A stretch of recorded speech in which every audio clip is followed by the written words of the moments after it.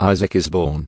Then the Lord took note of Sarah as he had said, and the Lord did for Sarah as he had promised.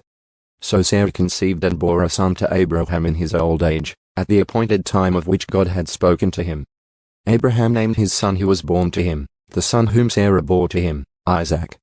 Then Abraham circumcised his son Isaac when he was 8 days old, as God had commanded him. Now Abraham was 100 years old when his son Isaac was born to him. Sarah said, God has made laughter for me. Everyone who hears will laugh with me. And she said, who would have said to Abraham that Sarah would nurse children? Yet I have given birth to a son in his old age. And the child grew and was weaned, and Abraham held a great feast on the day that Isaac was weaned.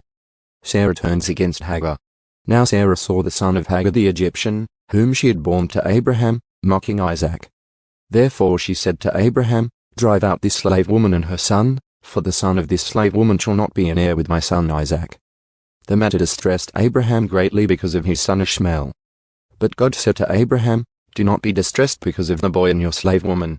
Whatever Sarah tells you, listen to her, for through Isaac your descendants shall be named. And of the son of the slave woman I will make a nation also, because he is your descendant. So Abraham got up early in the morning and took bread and a skin of water, and gave them to Hagar, putting them on her shoulder, and gave her the boy, and sent her away. And she departed and wandered about in the wilderness of Beersheba. When the water in the skin was used up, she left the boy under one of the bushes. Then she went and sat down opposite him, about a bowshot away, for she said, may I not see the boy die? And she sat opposite him, and raised her voice and wept. God heard the boy crying.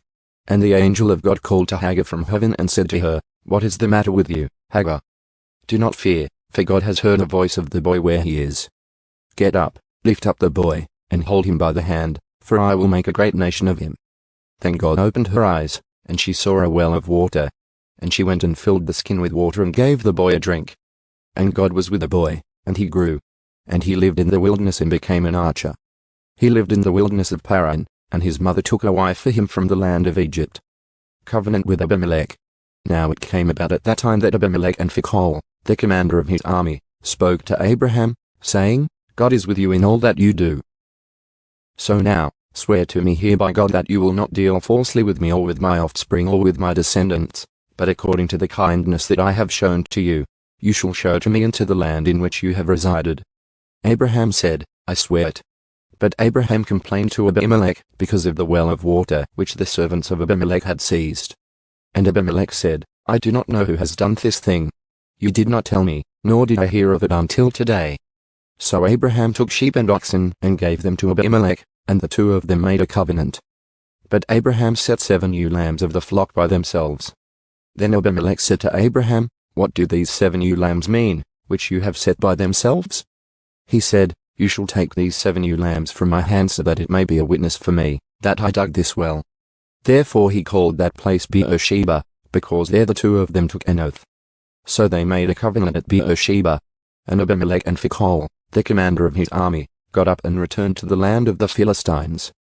Abraham planted a tamarisk tree at Beersheba, and there he called on the name of the Lord, the everlasting God. And Abraham resided in the land of the Philistines for many days,